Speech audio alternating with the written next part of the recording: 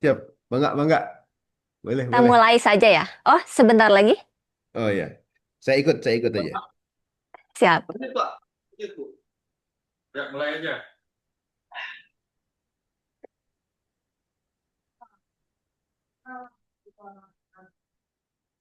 Assalamualaikum warahmatullahi wabarakatuh. Sampurasun, selamat pagi Bapak Ibu sekalian. Selamat datang di program Ngulik Ngumpul Diskusi Teknologi Informasi dan Komunikasi Data dan Statistik. Bersama saya, Putri Puspita, akan menjadi moderator dalam program Ngulik pada pagi hari ini, Kamis 6 November 2025. Nah, Bapak Ibu sekalian, program Ngulik pada hari ini akan membahas mengenai menyusun langkah pemerintah Kota Bandung dalam ekonomi digital Indonesia. Dan pada pagi hari ini juga sudah ada Bapak Kepala Dinas Komunikasi dan Informatika Kota Bandung, Bapak Yayan Ahmad Brilyana, Esos MSI. Halo, selamat pagi Pak Yayan. Baik, lalu juga sudah ada Bapak Ketua DPRD Kota Bandung, Bapak Haji Asep Mulyadi. Selamat pagi Pak Asep. Pagi Putri. Dan juga ada penyampai pemateri kita pada pagi hari ini ya. Ada Bapak Aryo Pamoragung, STMT dari Sekretaris Direktorat Jenderal Ekosistem Digital. Selamat pagi Bapak Aryo. Wilujeng enjing, Teh Putri. Baik, dan tidak lupa juga saya akan menyambut para undangan peserta webinar pada pagi hari ini. Ada Bapak Sekretaris Daerah Kota Bandung, Bapak Asisten Pemerintahan dan Kesejahteraan Rakyat, Bapak Asisten Perekonomian dan Pembangunan, Bapak Asisten Administrasi Umum, Bapak Ibu Kepala Perangkat Daerah Kepala Bagian RSUD, Bapak Ibu Camat dan Pengelola TIK pada perangkat daerah di lingkungan pemerintah Kota Bandung. Nah, pada pagi hari ini, Bapak Ibu, tentunya semoga semuanya dalam keadaan yang sehat. Dan sebelum kita memulai pemateri hari ini, kita juga akan ada sambutan nih dari Bapak Asep sebagai Ketua DPRD Kota Bandung. Mari Bapak Asep, silahkan. Baik, terima kasih Putri Puspita dari Tribun. Ya, Alhamdulillah di pagi hari ini pertama-tama saya ucapkan Assalamualaikum warahmatullahi wabarakatuh. Waalaikumsalam warahmatullahi Salam wabarakatuh. wabarakatuh. Sampurasun. Sampai. Apes. Baik, salam sejahtera untuk kita semua yang saya hormati dari Sekretaris Dirjen Ekosistem Digital Kementerian Komunikasi dan Digital Republik Indonesia. Yang saya hormati Pak Kadis, luar biasa nih, selalu optimis nih Pak Kadis ini, terus mendorong bagaimana penguatan ya Kota Bandung semakin kuat dalam proses-proses digitalisasinya. Kemudian juga yang saya hormati para akademisi, kemudian juga para pelaku usaha dan komunitas digital, serta seluruh peserta kegiatan ngulik yang saya banggakan. Termasuk terima kasih nih Pak Aryo, kita bertemu walaupun melalui Zoom meeting, mudah-mudahan nanti kita bisa bertemu di darat ya, karena kalau Zoom Yap, meeting ini nggak bisa ngopi ya kan, ngopinya masing-masing. Mudah-mudahan nanti asing-asing. bisa ketemu di darat ya. Baik, hadirin yang saya hormati, pertama-tama mari kita ucapkan puji syukur kehadirat Allah Subhanahu wa taala. Alhamdulillah di kesempatan pagi hari ini kita bersama-sama bisa mengikuti kegiatan yang sangat strategis sebetulnya ya, cukup penting banget, yaitu ngulik membangun ekonomi digital Kota Bandung. Dan alhamdulillah kita dalam keadaan sehat walafiat, mudah-mudahan kemudian kebaikan, keberkahan menyertai kita semuanya. Salawat dan salam, semoga Allah tetap limpah curahkan kepada Rasulullah Muhammad SAW, keluarganya, sahabatnya, dan seluruh pengikutnya. Ibu dan sekalian, kegiatan ini tentu saja tidak sekedar forum diskusi nanti ya, tetapi mudah-mudahan menjadi ruang untuk kolaboratif, untuk menyamakan arah dari langkah kita dalam membangun ekosistem ekonomi digital yang inklusif, kemudian juga adaptif, dan tentu saja kita harapkan berkelanjutan kegiatannya. Dan saya menyampaikan sekali lagi apresiasi kepada Dinas Komunikasi dan Informatika, kemudian juga terima kasih yang sebesar-besarnya yang sudah menginisiasi ya kegiatan-kegiatan ini, yang tentu saja kegiatan ini yang dilakukan bersama dengan Kementerian dari Komunikasi dan Digital Republik Indonesia, Tentu mudah-mudahan ini menjadi bagian untuk terus menjadikan bagaimana Kota Bandung semakin modern, semakin terdigitalisasi untuk memberikan pelayanan terbaik buat masyarakat di Kota Bandung. Hadirin yang saya hormati, kita semua memahami bahwa ekonomi digital bukan lagi isu masa depan sebetulnya. Kita sudah ada di tengah-tengahnya dan hari ini berhadapan, artinya kita memang sedang menghadapi realitas hari ini terkait dengan ekonomi digital. Oleh karena itu tentu saja transformasi digital hari ini telah banyak sekali mengubah hampir seluruh aspek kehidupan kita. Dari acara-acara kita bekerja, bagaimana cara bekerja kita hari ini sudah sangat banyak sekali berubah. Kemudian bagaimana kita bertransaksi hari ini juga banyak sekali berubah begitu ya. Belanja, transaksi-transaksi sudah sangat banyak berubah. Bahkan belajar juga kita sudah banyak berubah hari ini. Bahkan interaksi sosial hari ini tentu saja berbeda dengan masa lalu. Nah, oleh karena itu tentu saja hari ini merupakan kegiatan yang sangat penting hari ini karena sekali lagi digital sudah ada di tengah-tengah kita. Berdasarkan data yang kita dapatkan bahwa kontribusi ekonomi terhadap PDB nasional itu telah mencapai lebih dari 80 miliar US dollar. Tentu ini angka yang cukup besar ya. Dan pada tahun 2023 itu sekian. Dan kami yakin ini akan terus berkembang, akan terus maju, akan terus meningkat di masa yang akan datang. Jadi angka tadi di tahun 2003 itu ternyata sudah 80 miliar US dollar. Ini angka yang cukup besar. Dan kami yakin di masa-masa yang akan datang akan semakin terus ya tumbuh pesat gitu. Bahkan Indonesia diproyeksikan itu akan menjadi pusat ekonomi digital. Ya, dengan jumlah penduduk yang sangat besar potensinya, makanya tidak heran hari ini menjadi target dari berbagai daerah, berbagai negara bahkan, karena Indonesia dengan jumlah penduduk ya bahkan konsumsi yang sangat besar ini itu sangat diproyeksikan bahwa akan menjadi pusat ekonomi digital terbesar di Asia Tenggara pada tahun 2030 dengan prediksi mencapai 360 miliar US dollar. Nah, itu prediksi di tahun 2030. Namun tentu saja Ibu dan Mas sekalian bahwa potensi besar ini hanya dapat diwujudkan apabila kita membangun ya pondasi digital yang kuat di daerah. Kita tahu sekarang ekonomi tentu saja menyebar ke berbagai daerah dan alhamdulillah Kota Bandung harus menjadi pionir, harus menjadi yang terbaik begitu dalam menyambut potensi besar itu. Oleh karena itu kami melihat bahwa kenapa ini kegiatan-kegiatan seperti ini menjadi penting karena memang tadi potensi yang cukup besar dan kami yakin bahwa daerah harus siap untuk menyambut itu semuanya. Hadirin yang saya hormati, poin pertama dari kegiatan ini tentu ada tujuan yang ingin dicapai, yaitu bagaimana memberikan pemahaman kepada perangkat daerah mengenai arah kebijakan nasional di bidang ekonomi digital. Ini penting sekali dan kami, saya sebagai Ketua DPRD, tentu saja wakil dari rakyat, kami ingin bahwa di DPRD melihat bahwa penting sekali perangkat daerah memahami terkait dengan visi nasional ya, transformasi digital. Sebagaimana tertuang dalam Peta Jalan Indonesia Digital 2021-2024 dan kebijakan lanjutan Kementerian Kominfo melalui program digitalisasi pemerintah, kemudian masyarakat dan ekonomi. Kami berharap bahwa Kota Bandung harus menjadi bagian dari ekosistem nasional tersebut. Bukan hanya sebagai pengguna teknologi tersebut, tetapi sebagai penggerak dari ekonomi atau inovasi digital lokal tersebut. Perangkat daerah perlu memahami bahwa digitalisasi bukan hanya urusan teknologi, melainkan juga reformasi tata kelola, ya, pelayanan publik, dan juga peningkatan kesejahteraan masyarakat.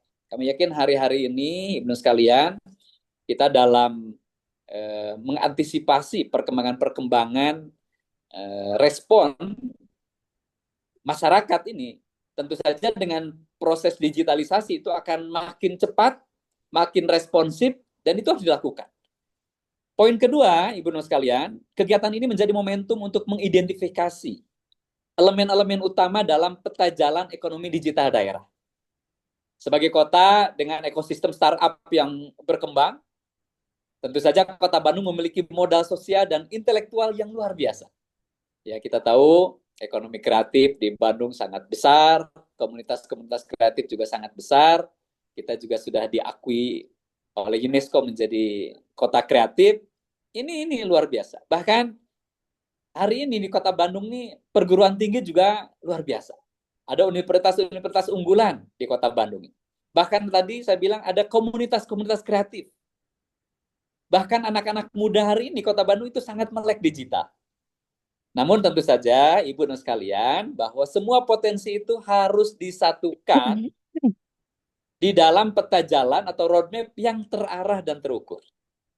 Supaya tidak berserakan ya, tadi potensi-potensi ekonomi kreatif, kemudian perguruan tinggi, kemudian anak-anak muda yang melek digital, ini jangan sampai berserakan. Harus semuanya disatukan di dalam peta jalan roadmap yang terarah dan terukur.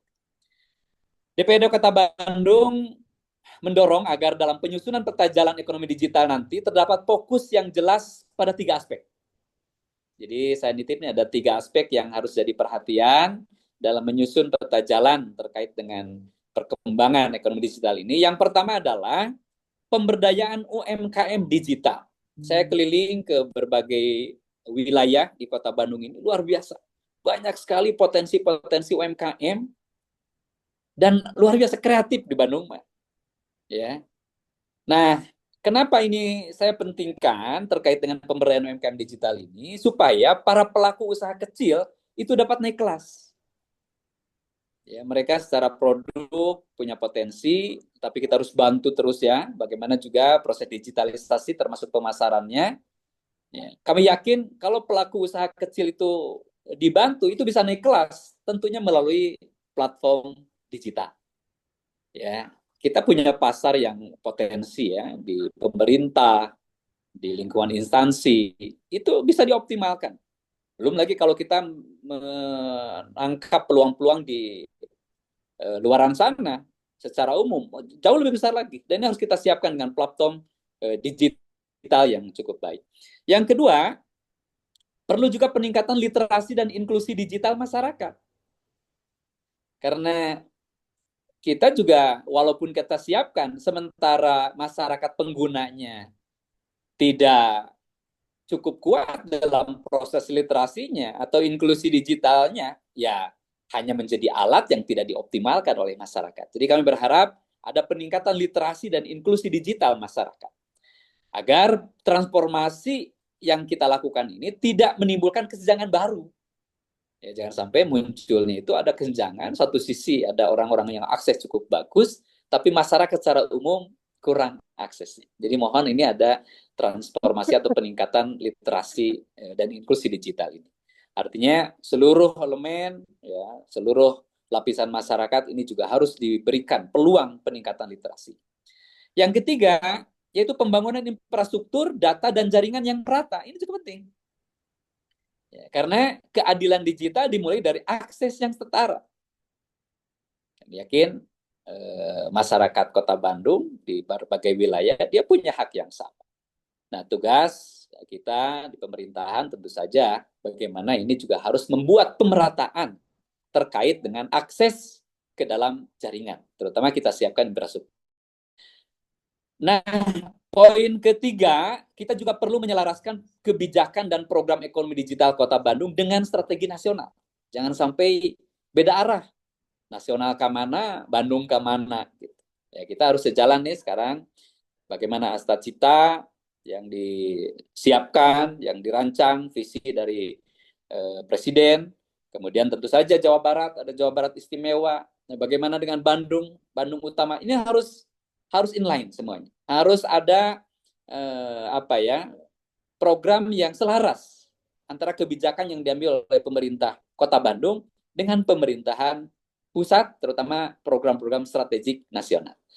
DPRD siap mendukung langkah pemerintah Kota Bandung untuk memastikan bahwa setiap kebijakan daerah memiliki benang merah yang kuat dengan kebijakan nasional, terutama dalam hal digital governance. Kemudian juga e-commerce dan digital talent development. Nah, 3 poin ini penting sekali dan kami di DPRD siap ya untuk mendukung kebijakan-kebijakan daerah agar ada benang merahnya yang sangat kuat dengan kebijakan nasional, terutama dalam 3 poin tadi.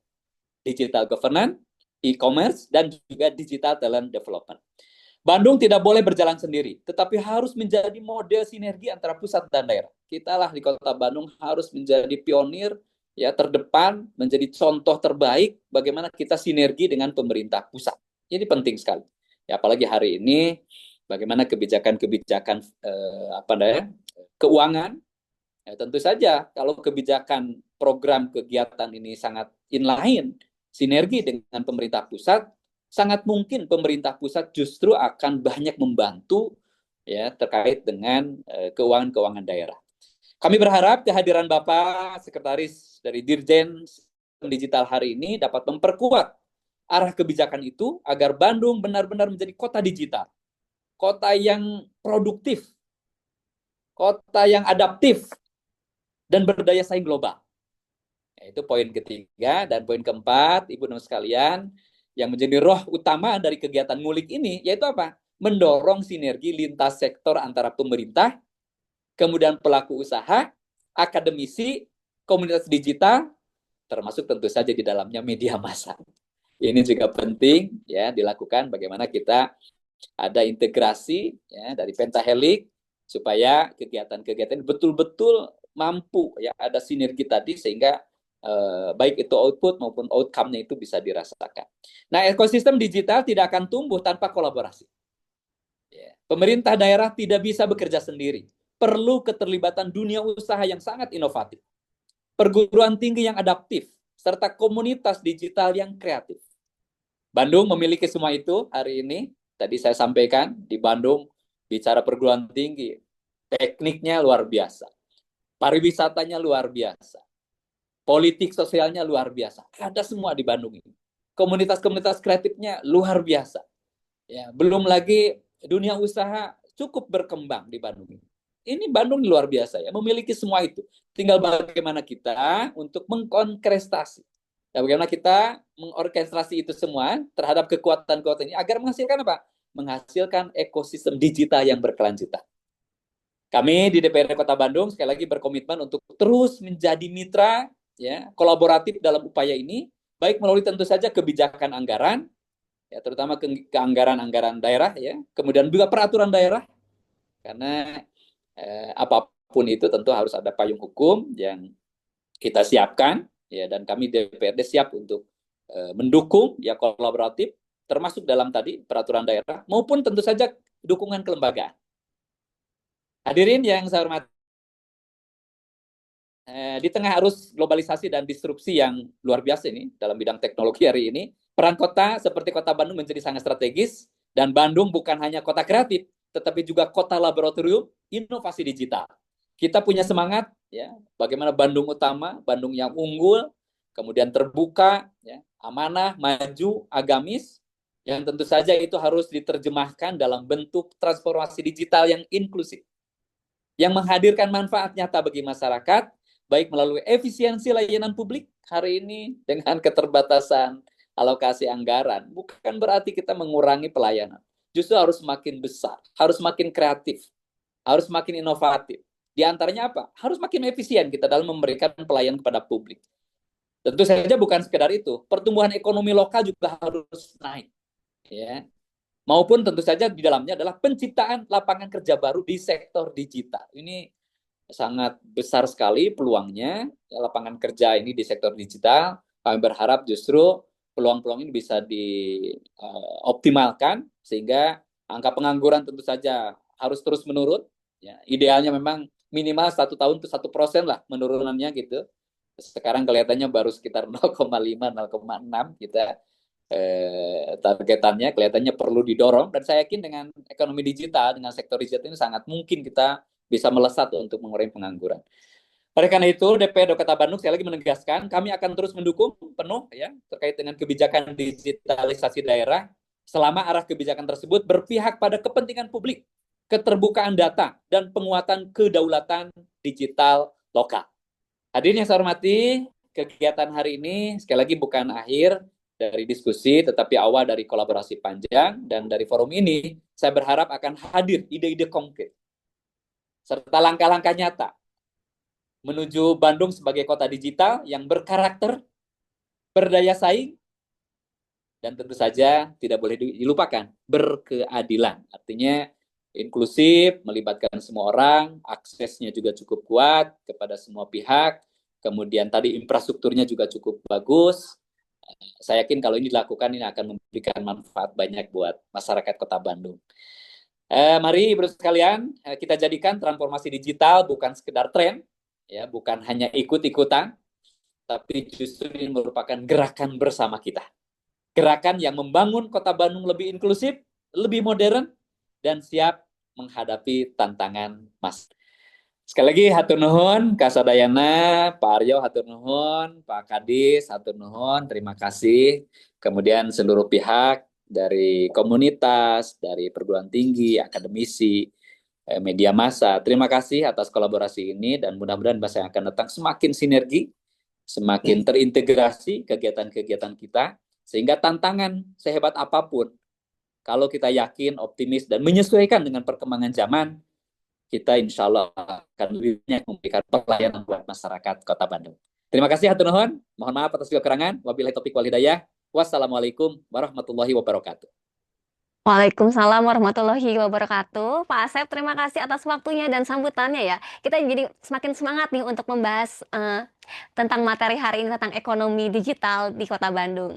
Nah, buat para Bapak Ibu, sebelum kita menuju ke materi yang akan disampaikan oleh Bapak Aryo, saya juga mau mengingatkan nih nanti setelah pembacaan penyampaian materi selesai akan ada sesi tanya jawab di mana Bapak Ibu bisa langsung menuliskan nih di kolom komentar akan pertanyaannya, atau juga bisa juga nih bertanya secara langsung dengan memencet tombol raise hand.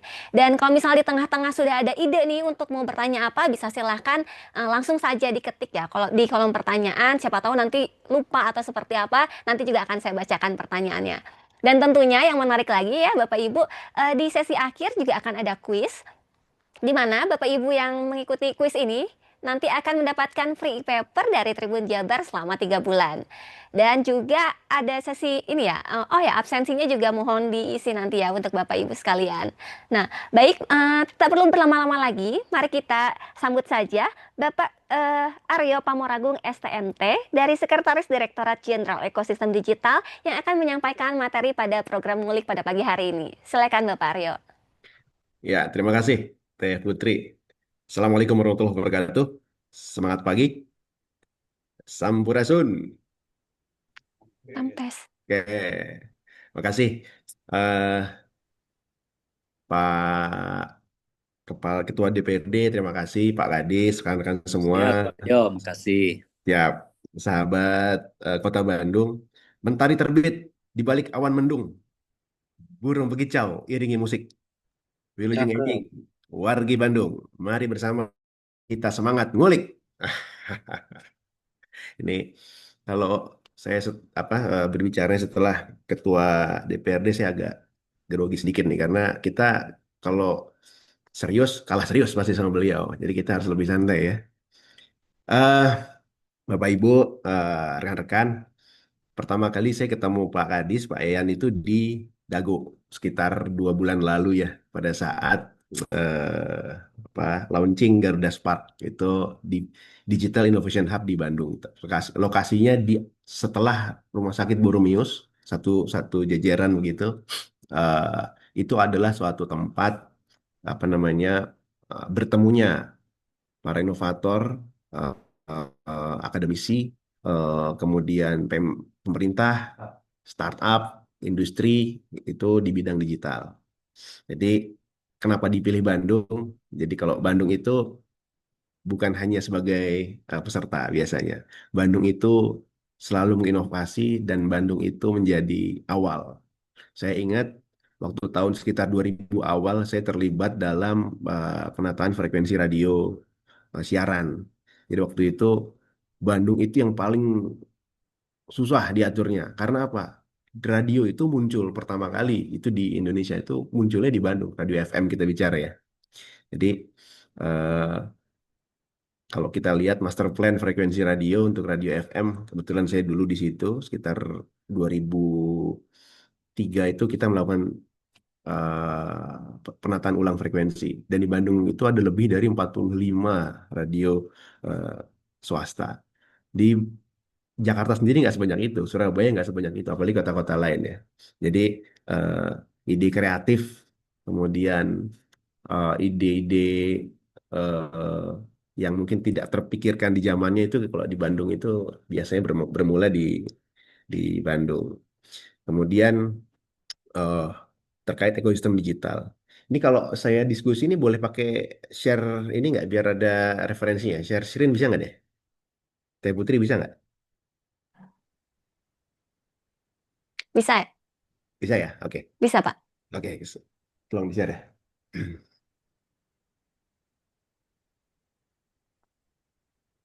Nah, ini dia.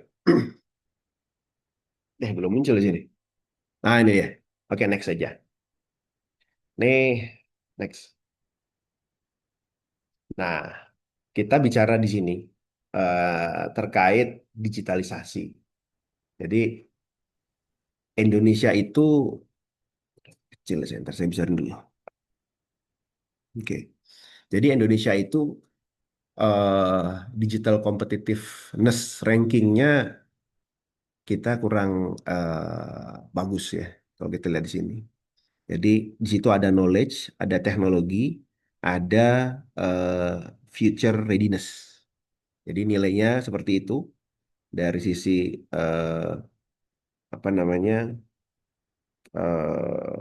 overall kita memiliki nilai 43. Dan terkait hal ini saat ini digital readiness ini untuk 5 tahun kalau kita lihat di sini saat ini kita berada di 43. Tahun lalu kita ada di 45, sebelumnya 51, 53, 56. Ya, artinya dari 50 dari 5 tahun terakhir kita ini sebenarnya naik ranking di daya saing eh, digital competitiveness ranking ini Indonesia nih di dunia. Ini digital trend ya. Nah, jadi kalau kita lihat eh, survei ini dilakukan untuk 188 negara, ada 40 indikator dan berbagai macam pilar gitu. Nah, skor Indonesia sendiri kalau kita lihat di sini Singapura skornya itu cukup tinggi, dia 84, sekian. Kemudian Malaysia 71,4, kemudian ini tuh Thailand 65,85 dan Indonesia 65,80 dan ini kita ada di peringkat 38 nih secara global. Nah, apa yang bisa kita lihat di sini?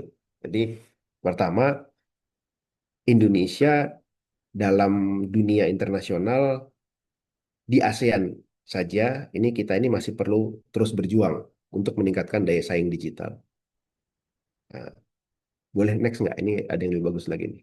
Nah, sebenarnya apa sih yang eh, kita kita sebut digital ecosystem? Jadi kalau kita bicara di digital ecosystem itu ada tiga eh, apa namanya resultan. Pertama adalah terkait digital infrastructure sebelah kiri bawah. Nah ini bagaimana connectivity itu menjadi basic kesuksesan digital di suatu daerah. Kita nggak bisa bilang Indonesia itu hebat ketika masih banyak saudara-saudara kita yang masih belum dapat akses. Jawa Barat saja di kota-kota besar di jalan-jalan utama rata-rata sudah terkoneksi ya. Tapi masih banyak daerah di Jawa Barat eh, yang masih belum terkoneksi. Nah, ini adalah tugas bersama pemerintah nih. Pemerintah pusat dalam hal ini Komdiji dan juga pemerintah daerah. Karena untuk daerah yang profit itu nggak usah di apa-apain lagi, itu industri pasti akan berlomba-lomba untuk membangun infrastruktur di sana. Kita bicara infrastruktur digital. Untuk daerah yang non-profit, ada kebijakan USO, Universal Service Obligation, Dan itu dari pihak Komdigi akan membangun daerah-daerah yang 3T. Tapi daerah antara ini nih problemnya. Daerah yang secara industri, maaf, yang secara industri itu tidak terlalu maju, tapi masyarakat butuh di sana. Indonesia tidak mau invest di sana karena tidak profit atau berbahaya, masih terjadi kerawanan gitu ya. Mungkin kalau di Jawa Barat nggak terlalu banyak ya daerah rawan. Tapi kalau daerah luar Jawa masih ada itu. Tapi pemerintah juga tidak bisa eh, in charge di sana karena itu tidak termasuk daerah 3T gitu. Nah, ini yang perlu kolaborasi di pemerintah pusat dan pemerintah daerah. Bagaimana kita membuat stimulus-stimulus sehingga eh, sektor private bisa masuk ke sana untuk menggelar jaringan, terutama infrastruktur ini, connectivity, security, interoperability, dan yang tak kalah adalah affordability. Jadi salah satu proyek Komdigi juga kita kemarin melakukan lelang spektrum frekuensi. Harapannya ke depan speednya bisa cepat dan harganya pun tidak terlalu mahal. Oke, kemudian yang kedua adalah digital ekonomi. Nah, digital ekonomi yang kanan ini, ya. Jadi di digital kanan ini bagaimana kita membuat digital talent pool. Kemudian ada juga kita meng-create e-commerce, fintech, itu hal-hal yang secara basis digital itu menjadi hal yang penting. Seperti halnya e-commerce, bagaimana kita meng-create unicorn-unicorn, startup-startup untuk masuk ke sana gitu. Karena Indonesia memiliki keunggulan seperti yang kemarin Pak Wali sampaikan pada saat pembukaan Digital Innovation Hub di Dago kemarin. Jadi kenapa Bandung Utara itu khasnya seperti apa, Bandung Selatan khasnya seperti apa, Bandung Barat khasnya seperti apa. Nah ini masing-masing daerah memiliki kekhasan seperti ini. Dan itu kita coba membuat profile. Dan nanti Digital Innovation Hub itu rencananya di setiap daerah itu akan memiliki kekhasan itu tadi. Oke, ini yang ketiga sekarang ya, adalah Digital Society Rights and Governance. Nah, ini yang penting. Ketika eh, digital itu ada, yang penting adalah bagaimana mengatur dunia digital ini. Dan salah satu yang sedang dilakukan adalah terkait AI. Jadi AI ini sudah berjalan lebih dari sekitar 6 bulan terakhir. Itu ada kelompok kerja untuk menyusun Perpres AI, terdiri dari pemerintah pusat dan pemerintah daerah itu diwakili oleh Kemendagri ya. Kemudian akademisi, private, kemudian asosiasi itu membuat apa saja yang harus sebaiknya diatur dalam kebijakan AI ini dan etika AI. Nah, gitu. Oke, next boleh.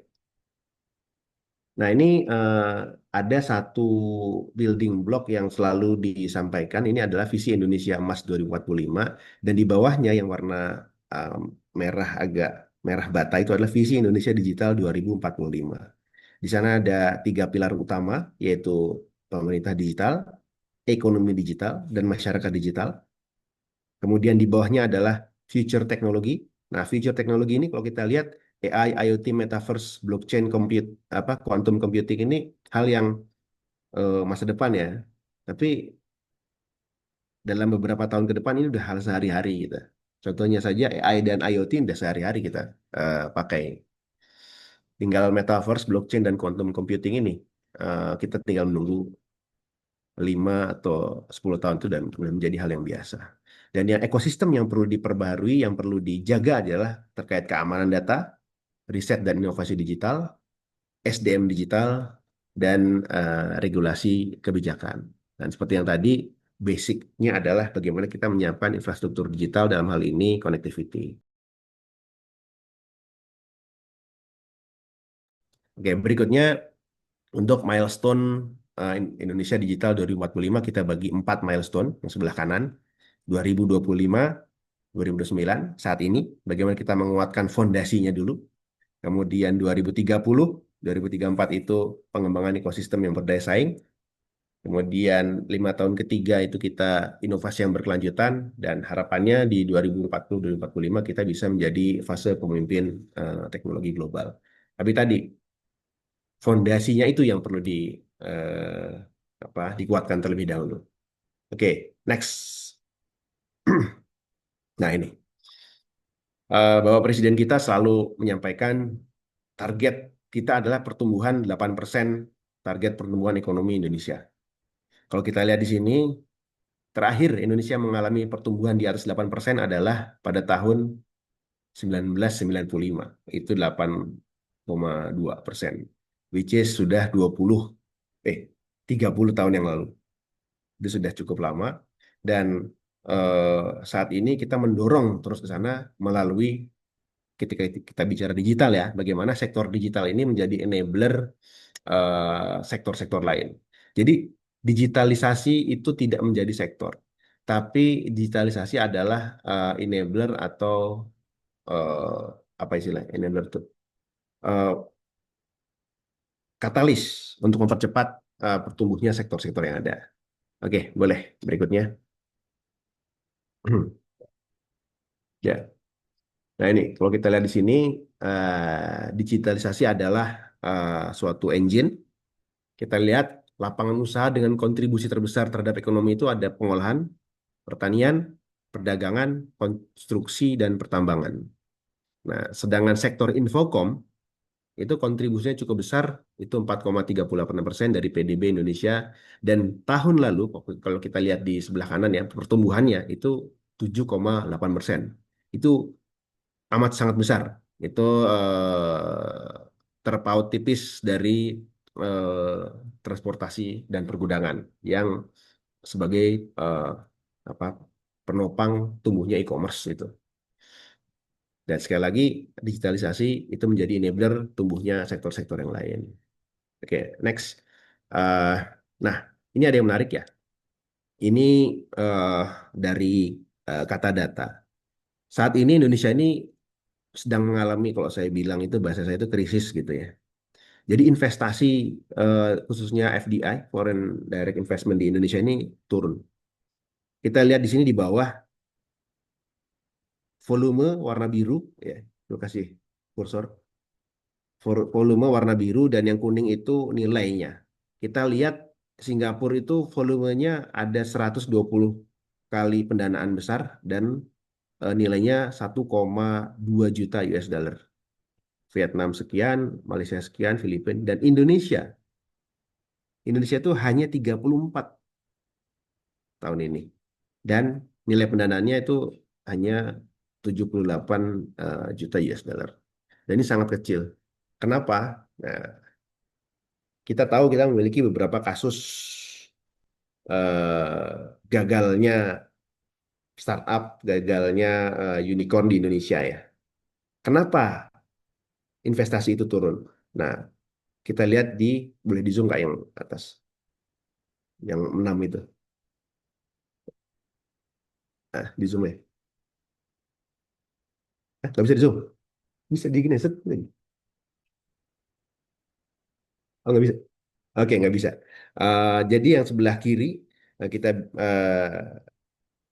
pertama adalah ketidakpastian makroekonomi global dan domestik. Oke, ketika semua semua bicara COVID, oke, semua COVID. Tapi setelah COVID gimana? Negara lainnya bisa kok gitu ya. Tekanan geopolitik global, ya kita tahu. Kendala birokrasi, oke kita tahu. Tapi saat ini pemerintah kita selalu mencoba untuk memperbaiki birokrasi itu. Dan nah ini yang paling pentingnya sebelah kanan ini. Bagaimana tata kelola internal perusahaan.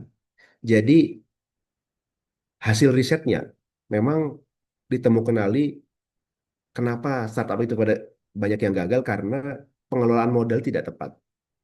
Yang kedua, model bisnis ini hanya fokus pada valuasi saja. Artinya apa? Laporan keuangan itu bisa di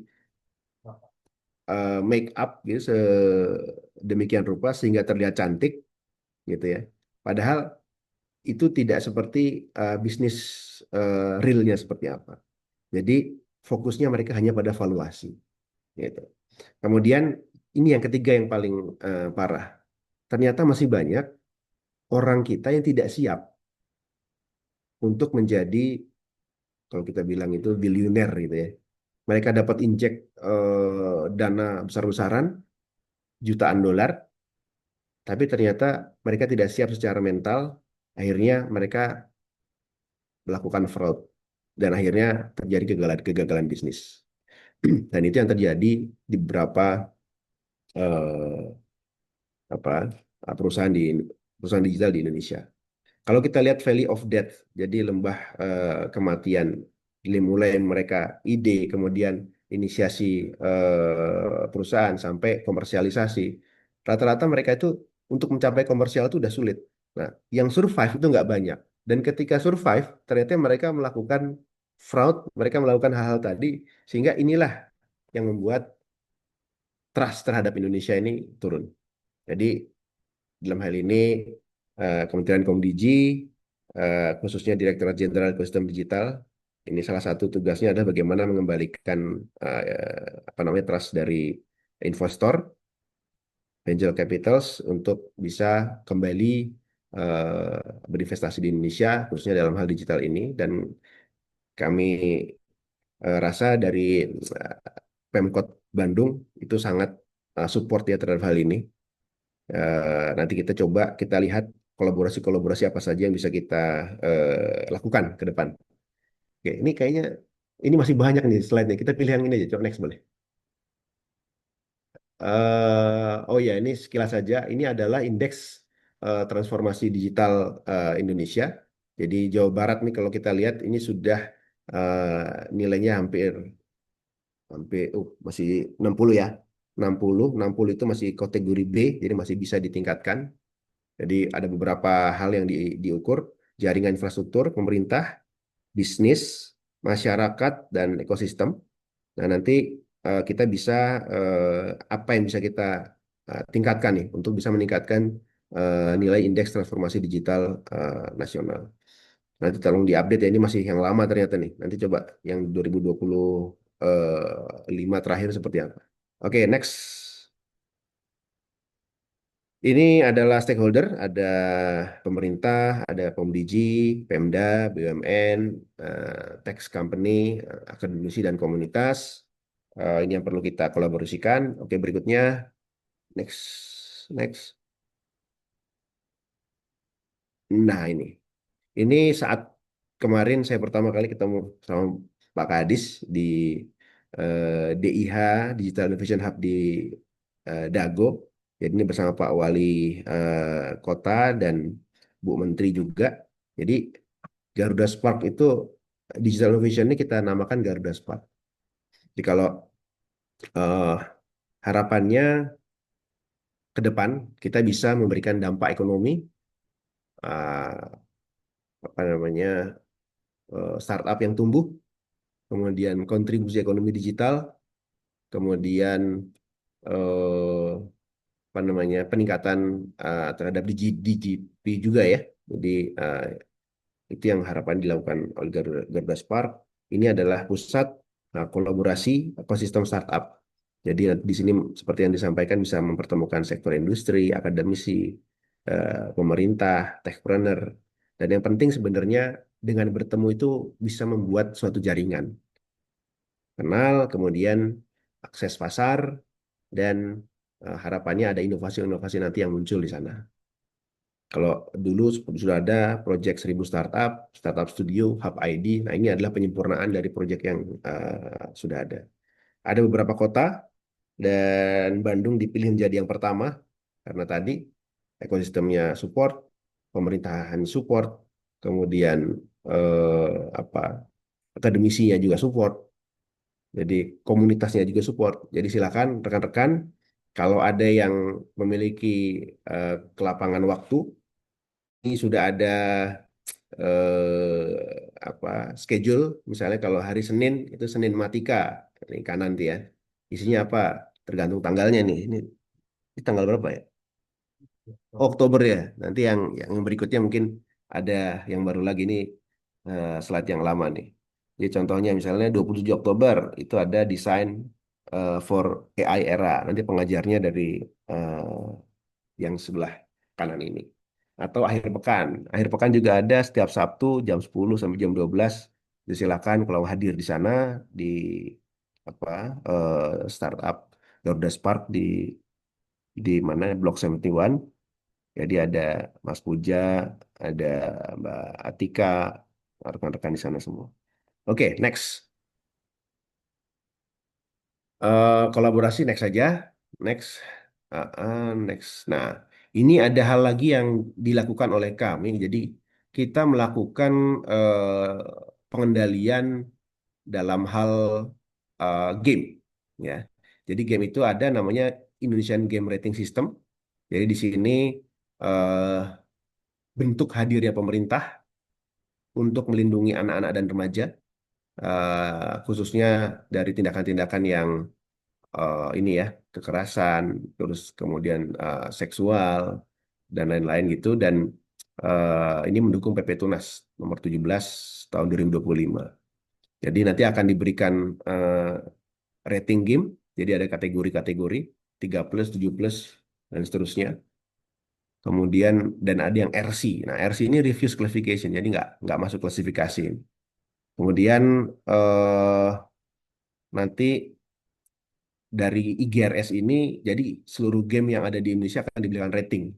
Nah, ketika itu tidak ada rating, artinya itu belum masuk di Indonesia nih. Jadi untuk panduan dari orang tua juga itu menjadi panduan yang bisa dimainkan sebaiknya sudah memasuki rating tadi. Oke, berikutnya adalah Indonesian Game Developer Exchange, ini IGDX. Ini bagaimana Pak kita memberikan eh, concern juga karena nilai dari game ini sangat besar. Itu potensi transaksinya 145 miliar.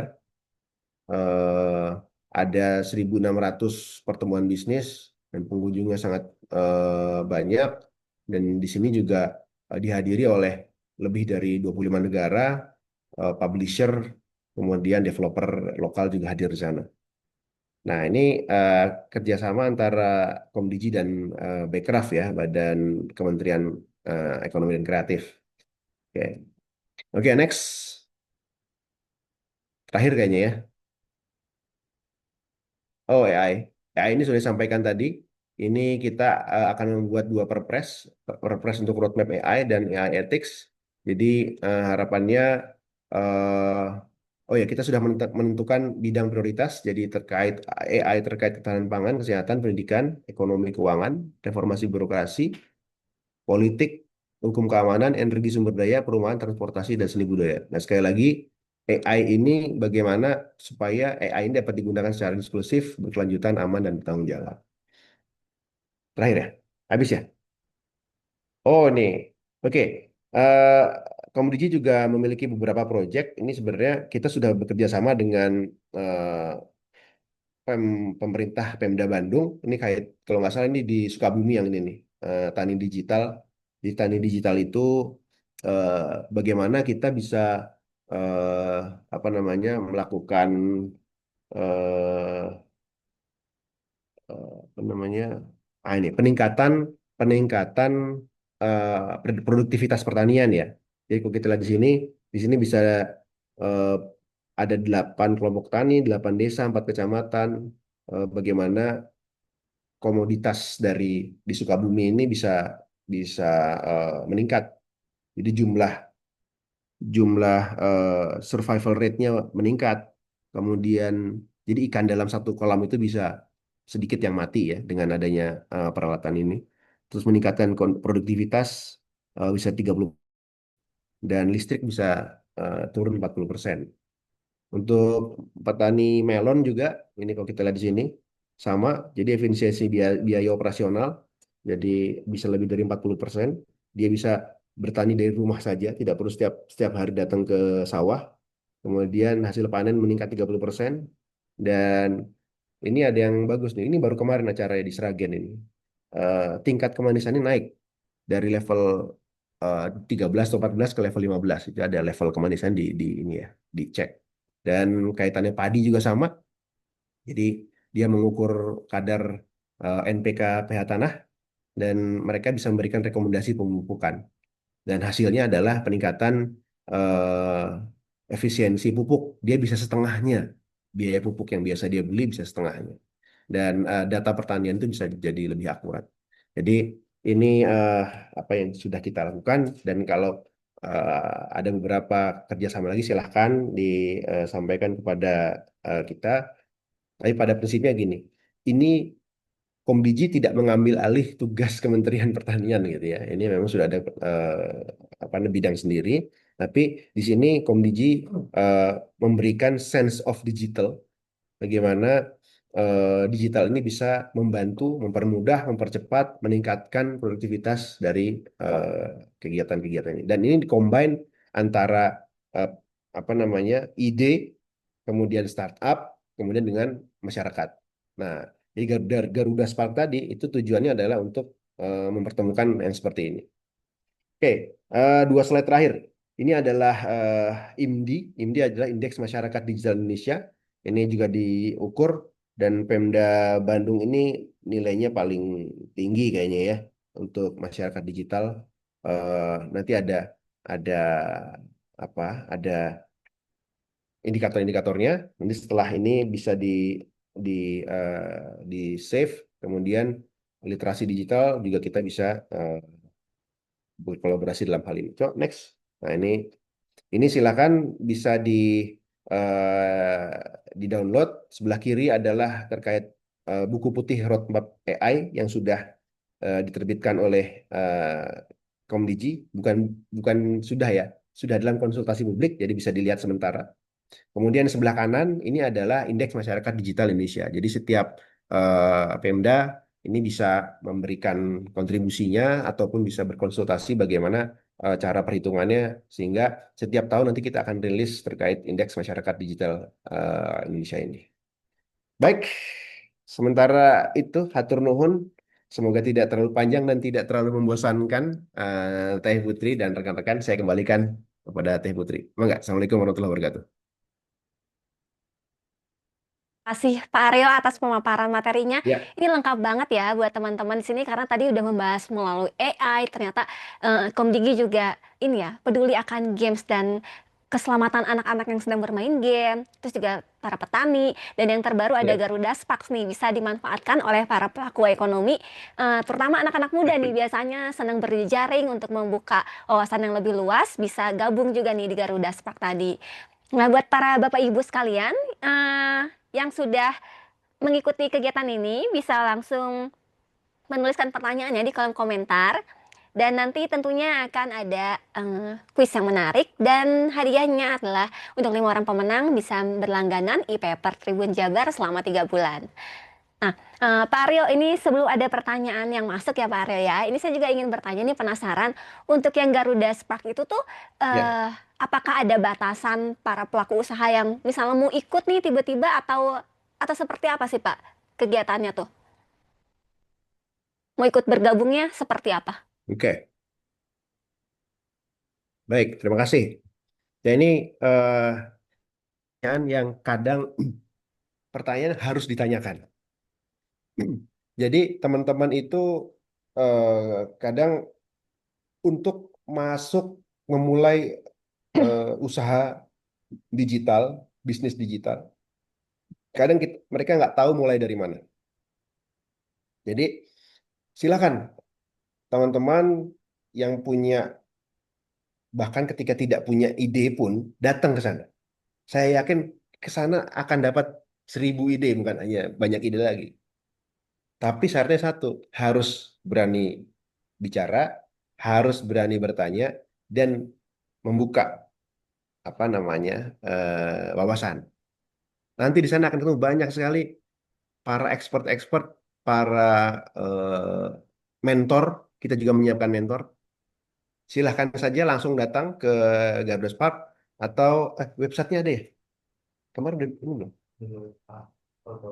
Oke, nanti kalau websitenya sudah ada, bisa di-share. Saya share ke apa namanya teman-teman dari Pemkot Jabar. Ini ternyata sedang on progress nih, masih diperbaiki. Tapi nanti kalau teman-teman yang di Bandung, apalagi silahkan datang ke Dago Blok 71. Hmm. Sedikit sekitar 2 atau 3 rumah di atasnya deretannya Beromius itu. Enggak, Baik, silakan. terima kasih Pak Rio. Ini sudah ada juga nih yang mau bertanya secara langsung nih. Ada Kang Satria Oh dari ya, Relawan TIK. Bangga Kang Satria. oh ya, Cek, suara saya terdengar, Pak? ya, bagus, jelas. Baik, terima kasih Teh Putri dan salam hormat Pak Rio dan teman-teman dari Diskominfo juga. Izin perkenalan Pak, saya Satria dari Relawan TK Kota Bandung. Kebetulan mungkin sudah tidak asing Pak Ya, dengan Relawan TK. Dan ya. kebetulan juga untuk di event Garuda Spark waktu launching itu saya berhalangan hadir Pak. Sayang Oke. banget ya waktu itu kalau mungkin hadir bisa ketemu secara langsung. Em, jadi pertanyaan kita Pak, di Relawan TK Kota Bandung ini memang masih banyak yang kita wadahi teman-teman pegiat literasi digital gitu ya. Yang memang hari ini adalah isu yang kita coba untuk diedukasi juga adalah terkait dengan AI. Memang kita belum punya banyak expertise yang bisa untuk berbicara teknis soal tadi misalnya game developer ataupun juga di segi blockchain gitu. Tapi memang ada relasi-relasi yang bisa berkenalan dengan itu. Nah, cuma kita mungkin masih terganjal Pak beberapa ketika kita memberikan edukasi gitu ya karena memang ranah kita di sana itu adalah tentang ketakutan-ketakutan yang terjadi ketika misalnya bersinggungan dengan ekonomi digital.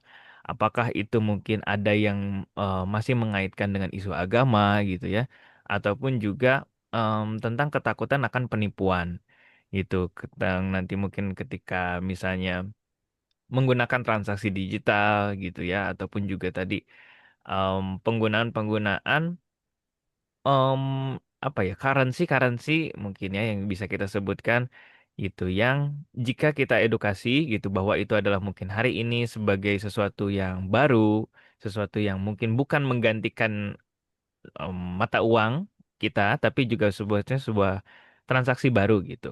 Entah juga mungkin hal yang sering terjadi hari ini di generasi alpha khususnya adalah bagaimana transaksi-transaksi di dunia game seperti Roblox mungkin ya kita katakan gitu. Nah, itu kalau misalnya kita mungkin Pak pesan dari Bapak untuk dalam mengedukasi itu baik untuk yang generasi Gen Z ataupun Gen Alpha ataupun juga ke atasnya milenial dan boomer gitu. Gimana sih cara kita mengedukasi dengan baik Pak terkait dengan ekonomi digital ini bahwa ini adalah sesuatu yang baik gitu ya dan bisa menjadi masa depan untuk kita pelajari dari hari ini. Itu mungkin Pak Aryo. Terima kasih. Assalamualaikum warahmatullahi wabarakatuh. Waalaikumsalam warahmatullahi wabarakatuh. Langsung aja kali ya, Teh Putri, daripada nanti keburu Ya, lupa nih pertanyaannya. boleh Pak Rio, mangga langsung dijawab aja. Ya, terima kasih. Tadi eh Kang apa dari lawan TIK tadi? Satria. Satria, Satria. ya. Namanya aja udah lupa gitu ya. Jangan terlalu banyak. Baik, jadi Kang Satria sangat relevan itu yang disampaikan dan yang ditanyakan. Dan itu adalah menjadi tugas kita bersama ya, bagaimana kita mengedukasi, meliterasi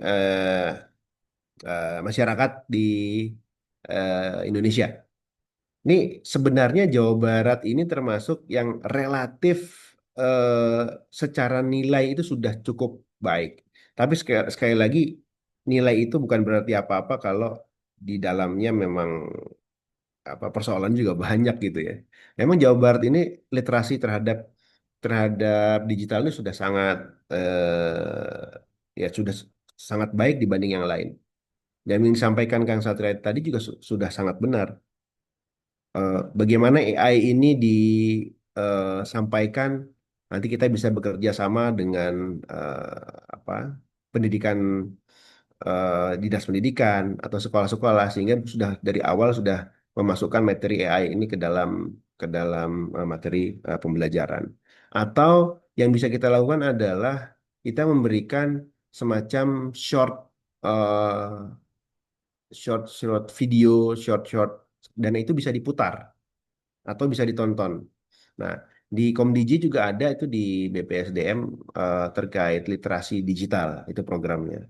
Mungkin sudah pernah beberapa kali ya, Kang Satria ikut terkait literasi digital. Ini yang disampaikan adalah informasi-informasi yang amat sangat dasar.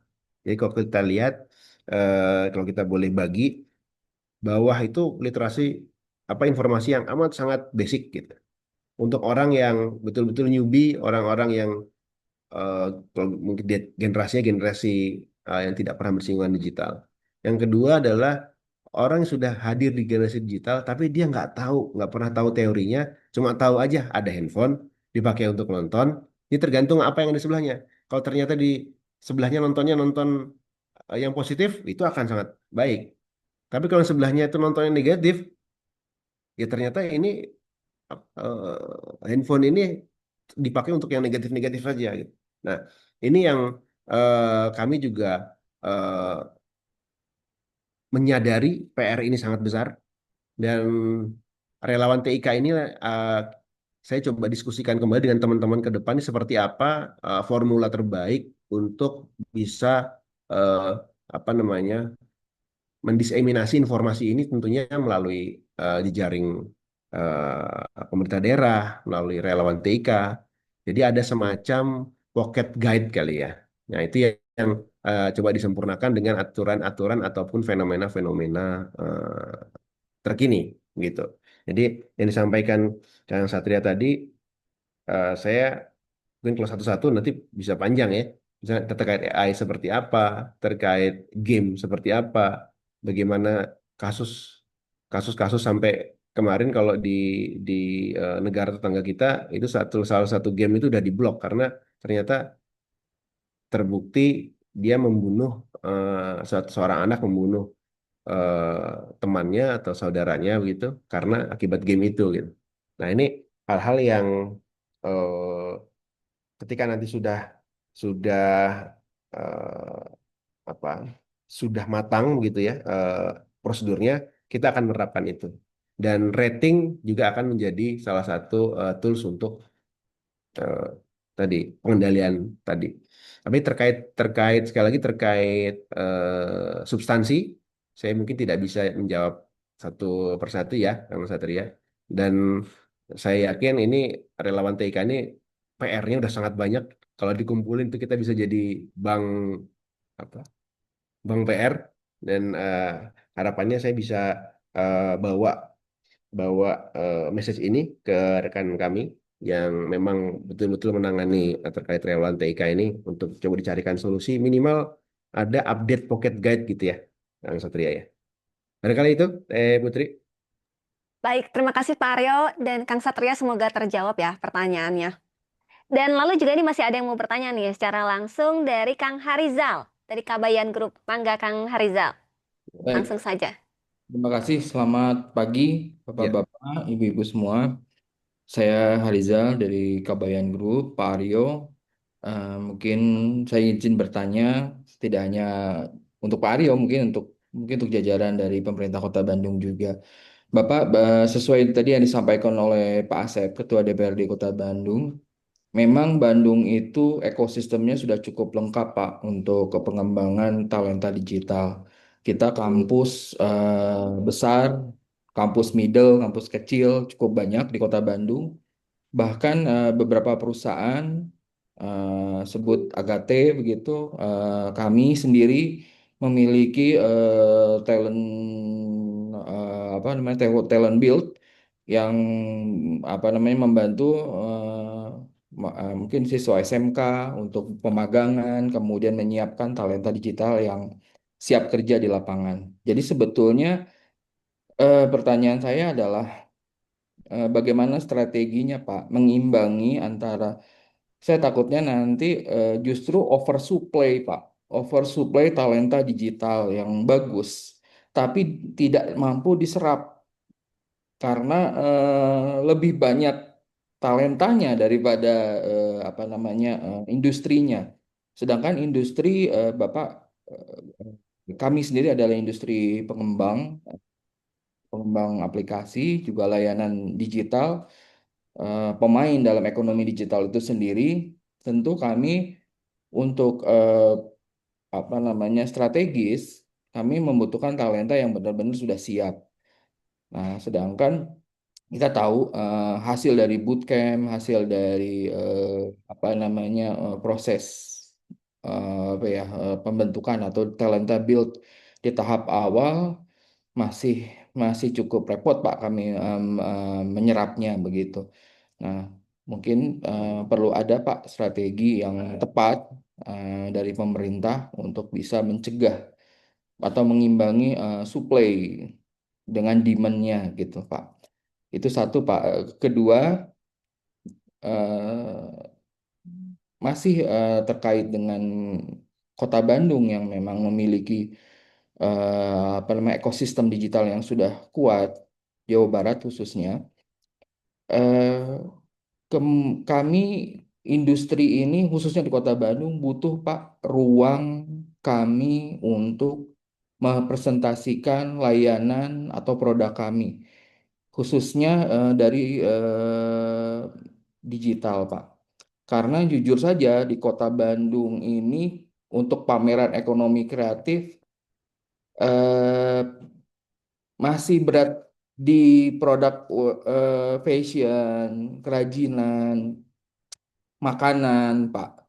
Sedangkan kami yang digital itu tidak punya ruang untuk pameran, untuk eksibisi, layanan yang memang difasilitasi oleh pemerintah. Mungkin itu saya direct mungkin ya Pak pada pemerintah Kota Bandung mungkin bisa diperkuat oleh Pak Aryo. Karena penting eksibisi ini Pak.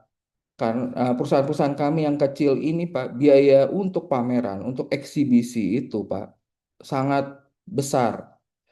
Sedangkan kami kadang resource kami itu sudah cukup habis untuk mengembangkan produk. Sehingga perlu kami ada ruang dibantu, difasilitasi ruang eksibisi untuk produk-produk atau layanan digital. Demikian Pak apa namanya pertanyaan dari kami. Terima kasih. Assalamualaikum warahmatullahi wabarakatuh. Salam. Waalaikumsalam, Kang. Boleh Pak Aryo, mau langsung dijawab?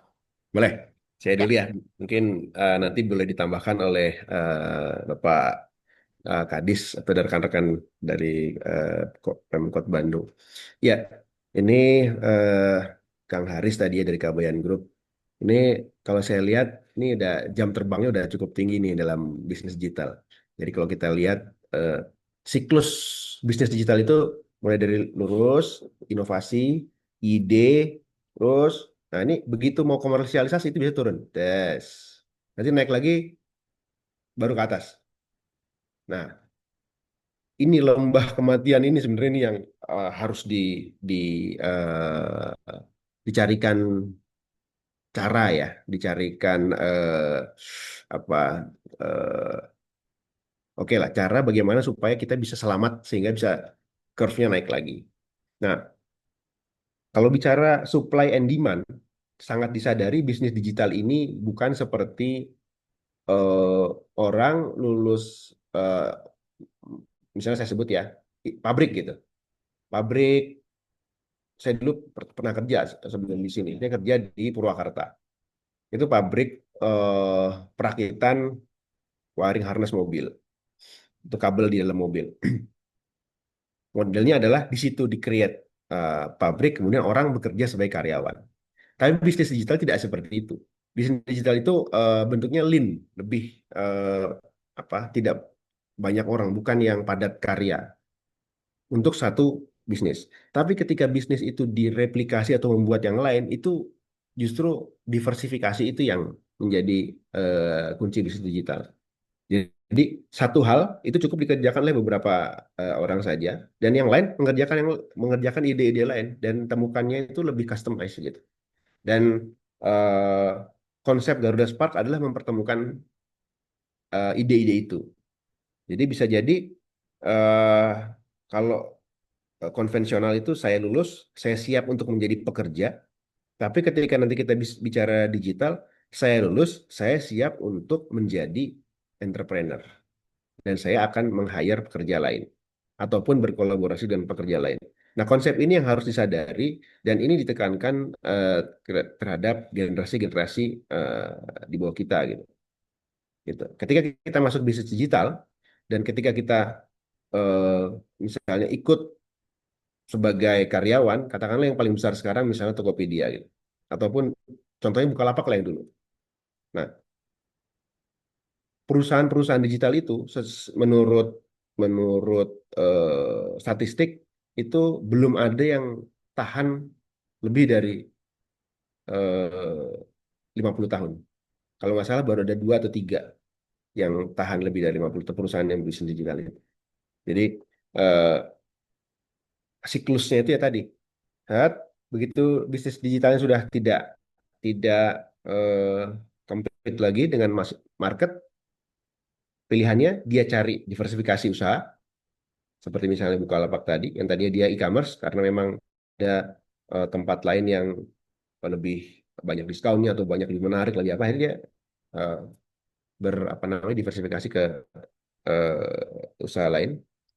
Kemudian eh, apa atau ya tutup gulung tikar.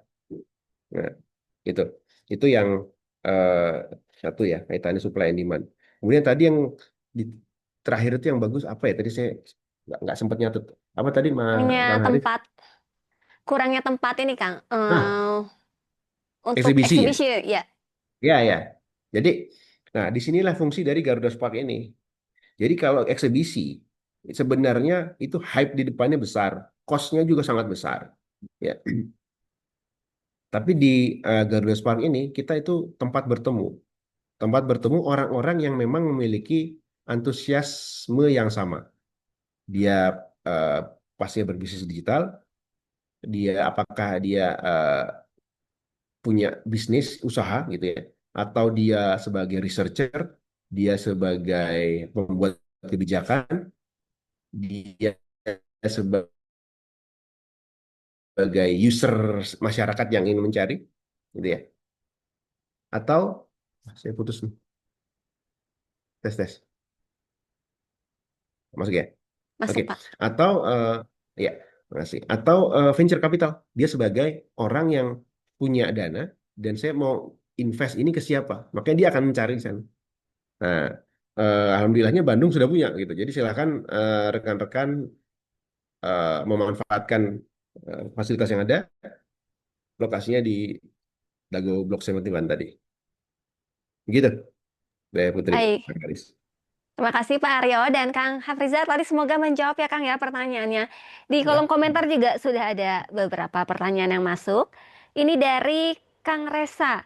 Assalamualaikum, saya Resa dari Disduk. Mohon izin bertanya. Untuk IGRS kan sebenarnya secara internasional sudah ada sistem rating sendiri yaitu ESRB. Seberapa penting sebenarnya untuk menerapkan sistem rating bikinan sendiri? Dan apakah dengan adanya IGRS ini tidak malah menimbulkan masalah-masalah baru?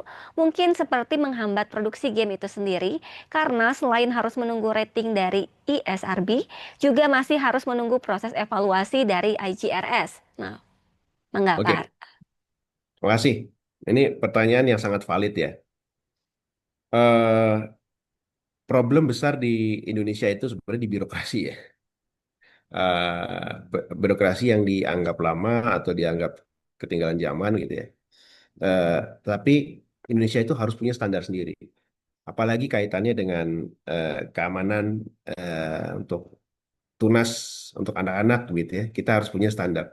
Karena usia contohnya ya, usia dewasa di kita dengan usia dewasa di negara lain itu beda. Ketika di sana sudah approve 17 plus gitu ya, atau sorry, approve 15 plus itu konten-kontennya juga untuk Indonesia belum tentu cocok gitu, bahkan untuk orang yang dewasa sekalipun, misalnya.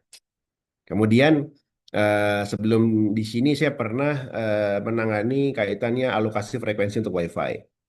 Standar untuk frekuensi WiFi di Indonesia dengan di luar negeri pun berbeda. Contohnya ada universal apa UNII 12345 itu di frekuensi 2,4 dan 5,8. Kita tidak menggunakan eh, frekuensi itu secara broad. Makanya kita perangkat yang masuk ke Indonesia itu dibatasi hanya menggunakan UNII 1, 3 dan 4 misalnya, saya lupa persisnya. UNII 3 enggak. Orang pada protes. Kenapa? Padahal di luar negeri semua itu dibebasin frekuensinya. Kenapa Indonesia membatas-batasi? Karena di Indonesia frekuensi itu dipakai untuk radar. Jadi kalau teman-teman pakai frekuensi yang tidak sesuai, itu malah bisa membuat interferensi surveillance primary radar yang dipunyai di bandara. Sehingga pesawat-pesawat kita yang harusnya bisa landing bisa mengetahui apa perakiraan cuaca itu ya, penginderaan karena terinterferensi oleh eh, apa WiFi yang ilegal tadi yang masuknya di oprek atau di crack gitu, itu menjadi menimbulkan gangguan. Sama halnya seperti game. Jadi game ini kita buat kalau tadi apa ESRB itu ada di Amerika ya. Jadi kita buat yang versi Indonesianya. Tentunya dengan kearifan lokal dan eh, standar yang ada di Indonesia. Karena sekali lagi ini juga tidak sekedar game, tapi ini juga ada azas etik, ada azas apa namanya budaya di Indonesia gitu. Begitu. Dan tadi kuncinya, nomor satu adalah birokrasi. Kalau birokrasinya cepat, harapan saya ini bisa lebih apa namanya, justru bisa me- apa, bisa ikut menjual daya daya jualnya tuh selling value-nya bisa lebih besar ketika sudah memiliki rating dari IJRS ini. Saya kira begitu ya. Tadi dari Dari Mas Mas Resa Reza ya? ya. Ya, Nah, terima semoga kasih. menjawab ya, Kang Resa, pertanyaannya. Baik, Masih ada pertanyaan ya, Pak Aryo ya. Izin Pak Sekjen, baik. apakah Kota Bandung membutuhkan regulasi khusus mengenai data sharing atau sandbox inovasi? Misalnya Bandung ingin menerapkan blockchain untuk gerbang investasi atau Bandung Coin. Bagusnya peran pemerintah seperti apa ya Pak? Hatur nuhun. Oke. Tadi apa di depan tuh pertanyaannya? Apakah Kota Bandung membutuhkan Hah? regulasi Oh, untuk mengenai data sharing? oke. Jadi gini, ini sebenarnya pertanyaannya untuk nanti dari eh, Pak Kadis ya. Jadi kalau dari sisi kami, dunia digital itu kalau bisa, kalau saya bagi dua, ada yang mengurusi infrastruktur dan mengurusi aplikasi, dan sampai ke atas itu yang semakin apa application gitu. Di bawah itu yang paling apa seven layer OC itu infra. Semakin bawah itu regulasinya harus hard regulated, harus diatur ketat. Supaya apa? Supaya misalnya gini, boleh melintas fiber optik di wilayah ini, tidak boleh di sini. Atau frekuensi boleh ini frekuensi ini, tidak boleh frekuensi lain. Karena apa? Kalau itu dilanggar akan mengganggu yang lain. Gitu. Jadi untuk yang infrastruktur itu harus hard regulated. Tapi ketika kita bicara yang semakin atas, semakin ISP, kemudian lebih ke apalagi aplikasi, dapat lagi data sharing. Nah, ketika kita bicara startup application itu itu sebenarnya semakin tidak perlu hard regulated, itu bisa soft regulated. Karena itu biarkan tumbuh. Tapi yang dipentingkan adalah bagaimana kita menjaga pagar. Jadi undang-undang PDP, perlindungan data pribadi, undang-undang TUNAS untuk yang anak-anak, kemudian AI, etika AI. Nah, itu kita lebih bicara di luar menjaga garis di lapangan. Jangan keluar garis ini. Tapi tidak perlu diatur secara eh, apa namanya detail. Kamu di lapangan nggak boleh sliding, nggak boleh pakai tangan kanan atau apa, itu lebih kepada diserahkan ke internetnya jelek nih. Putus putus nggak di sana? Oh nggak ya? Oke, mohon maaf ini di sini agak jelek ini apa namanya koneksinya. Oke, jadi saya lanjutkan ya. Eh, untuk yang hal tadi kita lebih ke di pinggir pinggir pinggir garis. Bagaimana eh, apa industri digital ini bisa berkreasi sebanyak mungkin, tapi tidak melewati bagi batas-batas tertentu. Jadi PDP, ethics yang tadi yang salah satu yang saya contohkan. Dari saya sementara itu mungkin. Ada dari dari Kalau dari dinas Kadis barangkali. Kominfo ya, boleh mau ditambahkan dari Pak Kadis? Apa mau menambahkan?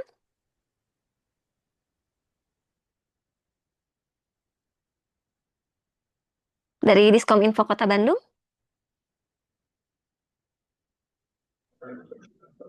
Ya. Mangga Ibu, boleh? Mangga.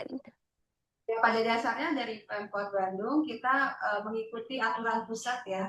Jadi tentu saja bagaimana di pusat sudah mengatur dan mungkin ada turunannya di Pemkot Bandung dan kita menyesuaikan sebenarnya seperti itu. Jadi nggak ada membuat aturan sendiri. Ya, saya kira sudah selaras saya Putri. Ya, baik, terima kasih.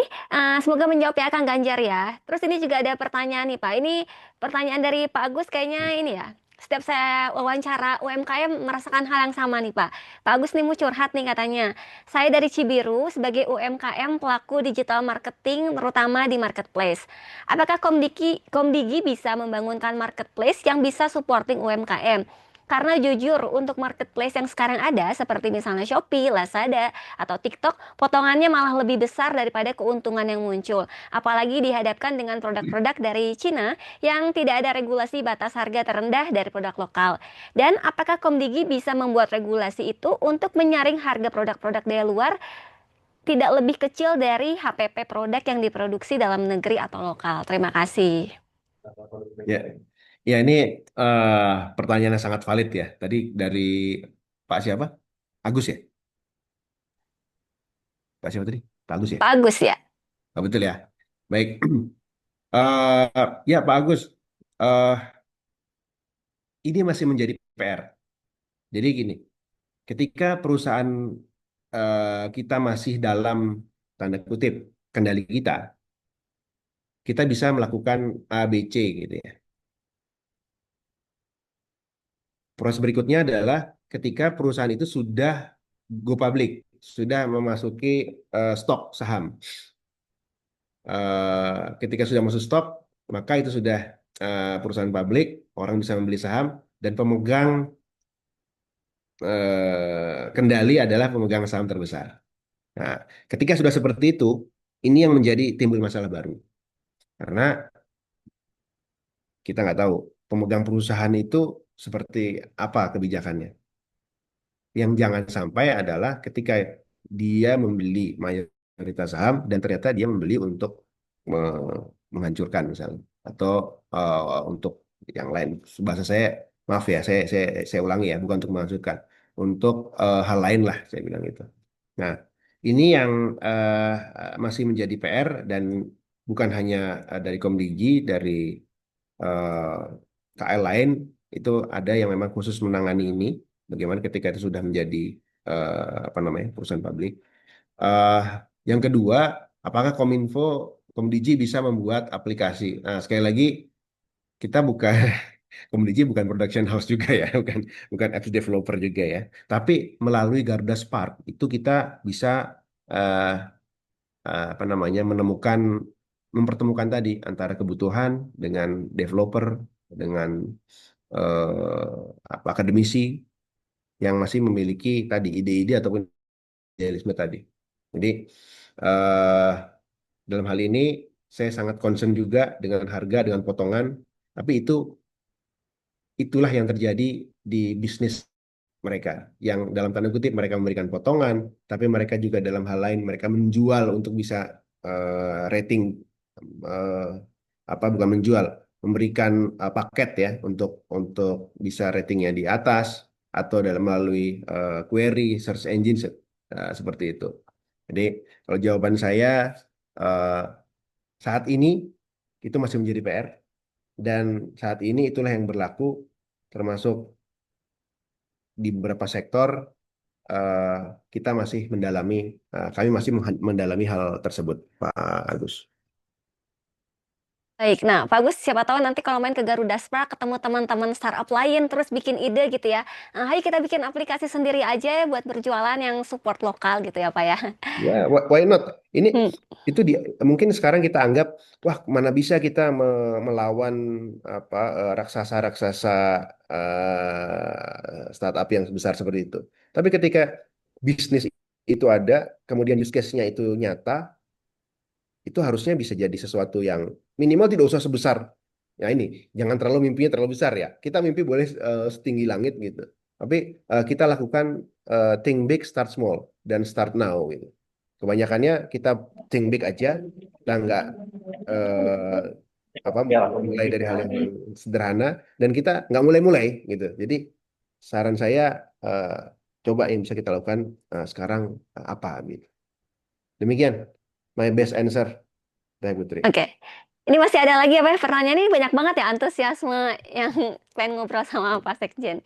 Nah, perkenalkan Pak, saya Rizky. Mengukur dampak ekonomi digital terhadap lapangan pekerjaan secara holistik atau menentukan regulasi yang ideal untuk mengelola inovasi tanpa menghambat pertumbuhan. Secara berkelanjutan, bagaimana langkah konkret untuk mengatasi kesenjangan digital secara permanen dan memastikan semua lapisan masyarakat memiliki keterampilan digital yang relevan? Wah, ini ini pertanyaannya kayak pertanyaan dari anggota DPR ke pemerintah kayak. Susah ya? Oke, jadi gini, eh, patut disadari untuk meningkatkan eh, literasi digital, meningkatkan kesadaran masyarakat, meningkatkan bisnis itu tugas seluruh pihak ya.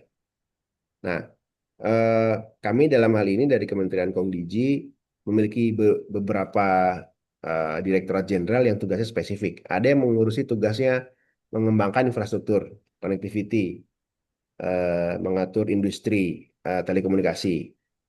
Ada yang tugasnya khusus melakukan standarisasi untuk teknologi pemerintah.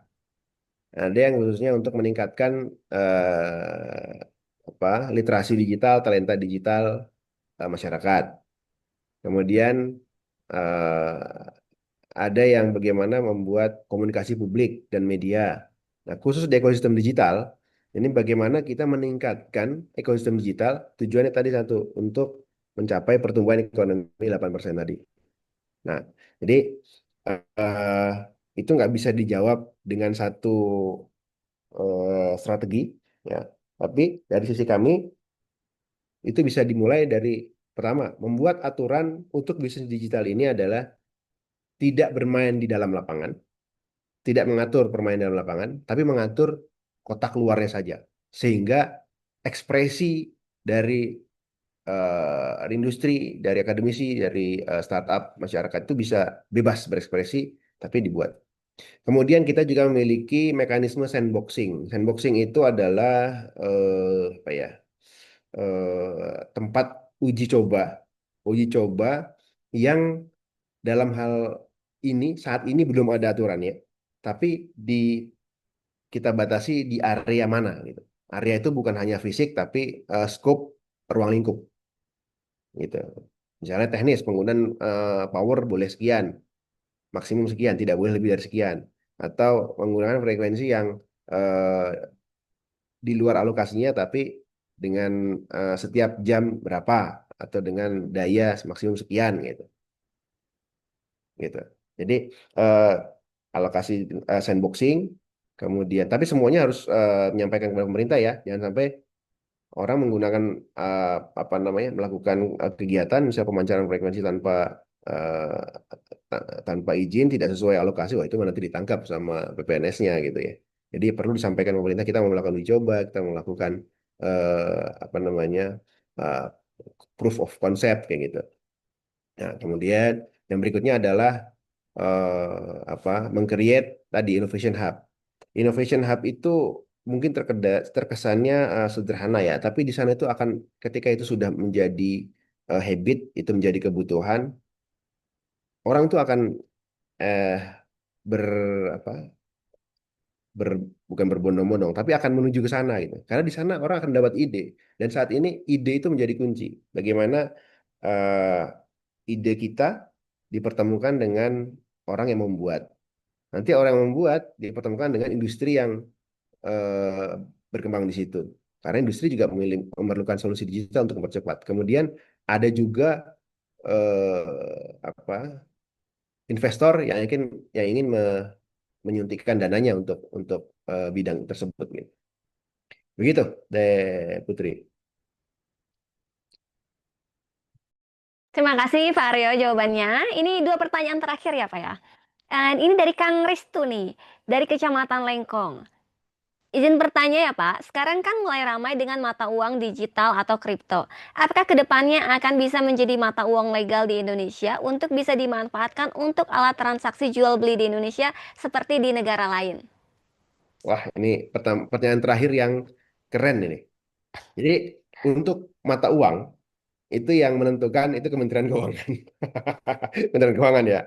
Tapi saat ini kita sudah bisa berbelanja online dalam tanda kutip. Sekarang itu sudah bisa membeli paket, sorry, membeli barang dengan pulsa. Nah, sebenarnya itu adalah bukan mata uang ya, tapi itu komoditas. Nah, saat ini Indonesia masih belum melegalkan penggunaan apa Bitcoin atau yang lain itu. Jadi itu adalah hal yang umum. Saya nggak tahu apakah sudah dilegalkan atau belum ya, tapi itu adalah hal yang umum dilakukan di dunia sana. Jadi kalau dari kami, dari saya sebagai personal, saat ini saya masih belum menggunakan itu untuk transaksi. Tapi ke depan, ketika teknologi itu sudah mature, kalau kita lihat tadi di apa pilar tadi ada blockchain, metaverse, quantum computing, itu semua hal yang belum pernah kita pakai atau beberapa mungkin udah ada yang pakai ya. Tapi kita baru pakai ini. Coba di-share yang tadi, yang yang nah ini nih, yang tolong di-share. No, yang bawah. Nah ini, coba di-share. Sebentar saya mau terakhir nih, sebelum. Nah, ini dia. Kelihatan nggak nih? Nah, ini. Ya, future teknologi. Nah, ketika saat ini kita baru menggunakan IoT dan AI, nah, kita belum mempergunakan blockchain, metaverse, quantum computing. Dan saat ini juga ekosistem masih kita siapkan dari sisi keamanannya, dari sisi SDM-nya, dan dari sisi regulasinya untuk eh, akhirnya misalnya mata uang digital itu bisa digunakan. Jadi eh, ke arah sana sudah ada, tapi saat ini masih belum diterapkan. Barangkali begitu ya, Mas Restu ya. Untuk jawabannya, punten Bapak ini terakhir pisan ya. Wah, Eh, ya. yang paling terakhir. Izin Pak, apakah bisa dijelaskan secara singkat terkait kedaulatan software, hardware, dan keamanan nasional di bidang IT? Apa ada roadmap nasional yang memperjelas arah kedaulatan bangsa di bidang IT seperti apa? Oke, untuk roadmap kita gunakan yang tadi, yang apa visi Indonesia Digital VID 2045. Nanti bisa di-share linknya sama ada kalau di-share aja. Nah, PDF nggak apa. Ya, visi Indonesia Digital. Linknya deh. Nanti nah, linknya bisa bisa bisa dibaca di sana. Tapi khusus untuk di bidang IT, roadmap keamanan nasional, setahu saya itu belum ada. Untuk kedaulatan software, hardware, keamanan nasional belum ada. Tapi kita punya visi Indonesia Digital. Nah ini udah di-share di mana kolom kolom ini nih, chat. Nah ini betul. Kemudian kedaulatan bangsa di bidang IT juga kita tidak spesifik, tapi Indonesia memiliki perpres untuk roadmap AI yang sedang dalam penggodokan. Seperti yang tadi bisa di-share, itu roadmap AI, indeks masyarakat digital, kemudian ya seperti itu ya, sama SPBE juga ada. Nah, oke, saya kira itu, Daya Putri. Baik Pak Aryo, terima kasih atas semua mulai dari pemaparan materi hingga jawaban dari pertanyaan dari para partisipan yang hadir pada hari ini. Nah, kalau bisa saya simpulkan dari kegiatan hari ini yaitu ini ya, dari Garuda Spark Startup Center ini menjadi langkah konkret dalam memperkuat ekosistem digital Bandung untuk menjadi pusat kolaborasi, mempertemukan industri akademisi dan pemerintah untuk menciptakan teknopreneur baru, memperluas akses pasar serta melahirkan inovasi yang berdaya saing. Oleh karena itu, Bandung dalam menyusun langkah ekonomi digital tentunya akan bergantung pada sinergi antar sektor, literasi yang inklusif, serta pemanfaatkan teknologi yang bertanggung jawab. Nah, untuk para Bapak Ibu yang telah hadir juga terima kasih dalam kegiatan ngulik hari ini. Saya juga mengucapkan terima kasih kepada Kepala Dinas Komunikasi dan Informatika Kota Bandung, Bapak Yayan Ahmad Briliana SOS MSI, lalu juga kepada Ketua DPRD Kota Bandung, Bapak Haji Asep Mulyadi SE, dan juga penyampai materi Bapak Aryo Pamuragung, STMT, Sekretaris Direktorat Jenderal Ekosistem Digital. Dan juga tidak lupa kepada para undangan, Bapak Sekretaris Daerah Kota Bandung, Bapak Asisten Pemerintahan dan Kesejahteraan Rakyat, Bapak Asisten Perekonomian dan Pembangunan, Bapak Asisten Administrasi Umum, Bapak Ibu Kepala Perangkat Daerah, Kepala Bagian RSUD, Bapak Ibu Camat, dan pengelola TIK pada perangkat daerah di lingkungan pemerintah Kota Bandung.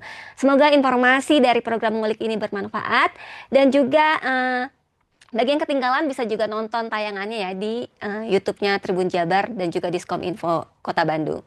Jangan lupa Bapak Ibu sekalian untuk mengikuti kuis yang sudah tersedia di kolom komentar. Untuk para pemenangnya, 5 orang pemenang bisa mendapatkan free e-paper selama 3 bulan. Dan juga jangan lupa untuk mengisi absensi yang sudah tersedia. Dengan demikian, saya Putri Puspita sebagai moderator menutup kegiatan hari ini. Saya Putri Puspita pamit undur diri. Wassalamualaikum warahmatullahi wabarakatuh. Waalaikumsalam warahmatullahi wabarakatuh. Teh Putri, terima kasih. Ini wabil khusus untuk rekan-rekan dari Pemkot Bandung. Terima kasih sudah mengundang saya dari Kementerian Komdiji. Kalau saya ada closing kalimat ya. Ya boleh Pak, Mangga. Menurut saya, karena saya lahir di Bandung ya. Jadi Bandung itu selalu menjadi rumah untuk ide-ide besar. Dan hari ini kita berkumpul ini bukan sekedar berkumpul, tapi kita kumpulkan energi untuk bisa memperkait ekosistem, untuk bisa memperkuat ekosistem digital di Indonesia. Jadi kolaborasi yang paling penting, bahan bakar yang paling penting adalah kolaborasi, dan kita di sini semua adalah penggeraknya. Terima kasih, mari kita perkuat ekosistem digital. Assalamualaikum warahmatullahi wabarakatuh. Waalaikumsalam warahmatullahi wabarakatuh. Atur nuhun, Pak Kadis, rekan-rekan. Assalamualaikum. Izin Pak. Ya.